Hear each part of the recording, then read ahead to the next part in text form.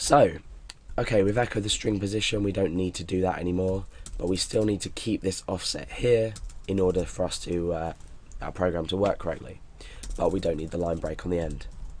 So now what we need to do in here is we need to use the substring replace function to replace from a certain part of this.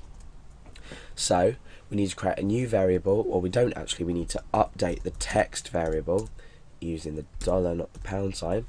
Substring replace, remember we're searching for the string and this is equal to text, we're searching in the text.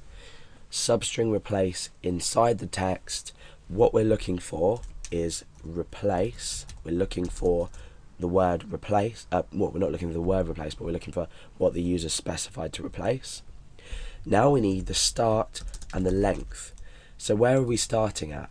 Obviously we're starting at the offset, we're starting at the string position. And the length is the length of the search character.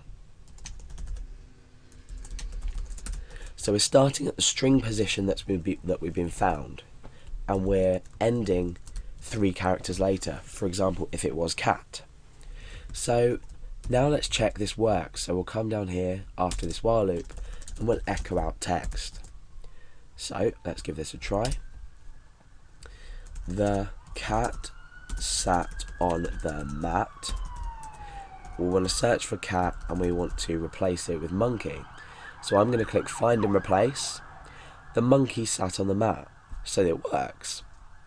Now we're going to type the cat sat on the cat, search for cat and replace with monkey.